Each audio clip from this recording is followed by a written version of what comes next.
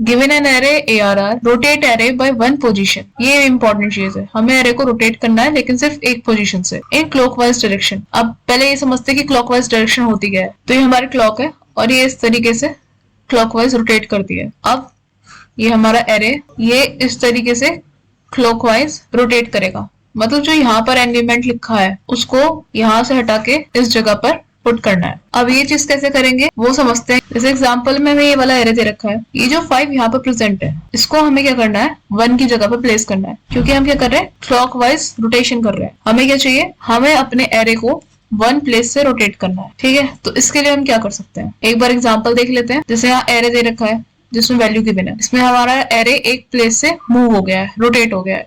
तो जो 5 है वो रोटेट होके 1 के प्लेस पे आ गया है, तो यहाँ बन गया 5 1 2 3 4। मतलब 5 रोटेट होके 1 के प्लेस पे आ जाएगा और ये जितने भी एलिमेंट्स दे रखे हैं हमें यहाँ पर, ये सारे एक एक प्लेस से मूव कर जाएंगे। जैसे कि हमारे पास एरे था 1 2 3 4 5 और क्या होगा, 5 की जगह पर बना जाएगा।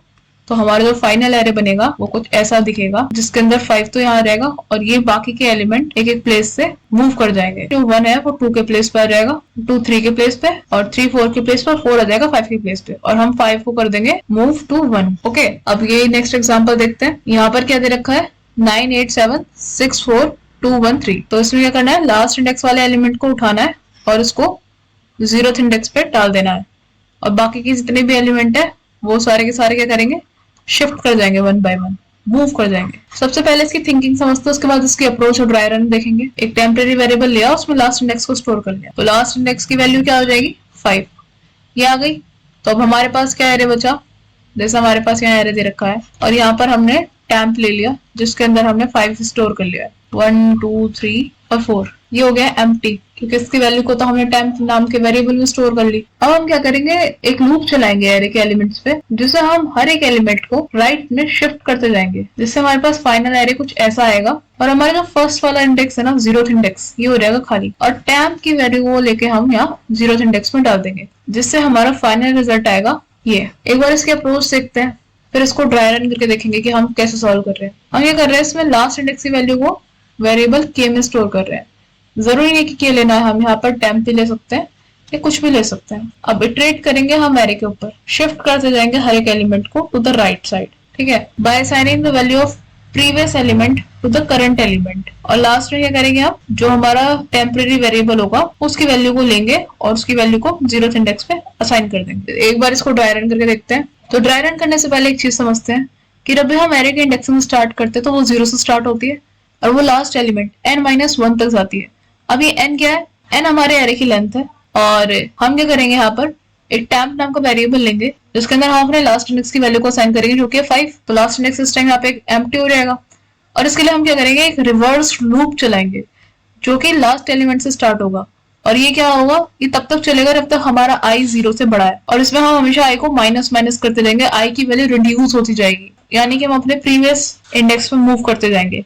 और इसमें हमारे पास जो करंट इंडेक्स है, हम उसके अंदर अपने प्रीवियस इंडेक्स की वैल्यू को असाइन कर रहे होंगे। जैसे कि यहाँ एरे ऑफ i क्या है, ये यहाँ पर एरे ऑफ i-1 क्या है, 4। तो हम क्या करेंगे, अपने एरे ऑफ i के अंदर एरे ऑफ i-1 की वैल्यू को असाइन कर देंगे। तो फर्स्ट इटरेशन में हमारे पास जो टेम्प है उसकी वैल्यू 5 है, एरे ऑफ i की वैल्यू क्या है, 5, एरे ऑफ i-1 की वैल्यू क्या है, 4, और हम क्या कर रहे हैं, एरे ऑफ i के अंदर एरे ऑफ i-1 की वैल्यू को असाइन कर रहे हैं। तो इसकी वैल्यू क्या असाइन हो जाएगी, 4। अब चलते हैं अपनी सेकंड इटरेशन पे। तो सेकंड इटरेशन में हमारा एरे ऑफ i क्या हो जाएगा, अगर हम इंडेक्स के अकॉर्डिंग देखें, फर्स्ट इटरेशन में हमारा एरे ऑफ i क्या था, 4, और हम अपनी सेकंड इटरेशन की बात कर रहे होंगे तो हमारा एरे ऑफ i क्या हो जाएगा, एरे ऑफ 3। क्यों, क्योंकि जो है हम रिवर्स लूप चला रहे हैं जिसमें हमारा i बार बार माइनस हो रहा है।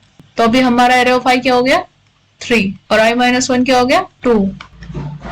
हम क्या करेंगे, 2 की वैल्यू को 3 में असाइन कर देंगे, तो 2 की वैल्यू क्या है, 3। तो हम अपनी थर्ड इटरेशन में क्या करेंगे, इंडेक्स 1 की वैल्यू को 2 में असाइन करेंगे, और इंडेक्स 1 की वैल्यू क्या दे रखी है, इंडेक्स 1 की वैल्यू दे रखी है 2।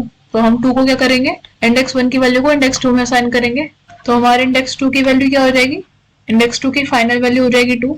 तो हम अपनी फोर्थ इटरेशन में इंडेक्स 0 की वैल्यू इंडेक्स 1 में असाइन कर रहे होंगे, इंडेक्स 0 की वैल्यू क्या है, 1, जिसको हम इंडेक्स 1 में असाइन कर देंगे। तो इंडेक्स 1 पे फाइनल वैल्यू क्या हो जाएगी, 1। तो हमारी वैल्यूज कुछ इस तरीके से असाइन हो जाएंगी, और हम लास्ट में क्या करेंगे, अपने टेम्परेरी वेरिएबल की वैल्यू को इंडेक्स 0 में असाइन कर देंगे।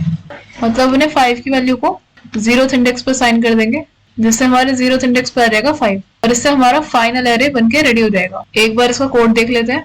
तो इसके कोड में क्या करेंगे, एक टेम्परेरी वेरिएबल लेंगे जिसमें लास्ट इंडेक्स की वैल्यू असाइन करेंगे और एक लूप चलाएंगे जो रिवर्स ऑर्डर में चलेगा और ये तब तक चलेगा जब तक हमारे आई की वैल्यू 0 से बड़ी है और हम अपने आई को डिक्रीज करते जाएंगे। हम अपने करंट एलिमेंट में प्रीवियस एलिमेंट की वैल्यू को स्टोर करेंगे और लास्ट में अपने टेम्परेरी वेरिएबल की वैल्यू को 0th इंडेक्स पे स्टोर कर देंगे, जिससे हमें अपना फाइनल एरे मिल जाएगा। एक बार इसको सबमिट करके देखते हैं। तो हमारे सारे टेस्ट केसेस पास हो गए। एक बार इसकी टाइम कॉम्प्लेक्सिटी और स्पेस कॉम्प्लेक्सिटी देख लेते हैं। इस क्वेश्चन की टाइम कॉम्प्लेक्सिटी होगी बिग ऑफ n और इस क्वेश्चन की स्पेस कॉम्प्लेक्सिटी होगी big of 1। Big of n इसलिए क्योंकि हम यहाँ पे एक फोर लूप चला रहे हैं और हमने यहाँ कोई एक्स्ट्रा स्पेस यूज नहीं किया है, तो इस वजह से इसकी स्पेस कॉम्प्लेक्सिटी बिग ऑफ 1 होगी। इसके साथ हमारा ये वाला क्वेश्चन कंप्लीट होता है। मिलते हैं नेक्स्ट वीडियो में जिसमें हम सॉल्व करेंगे rotate by D places. Bye.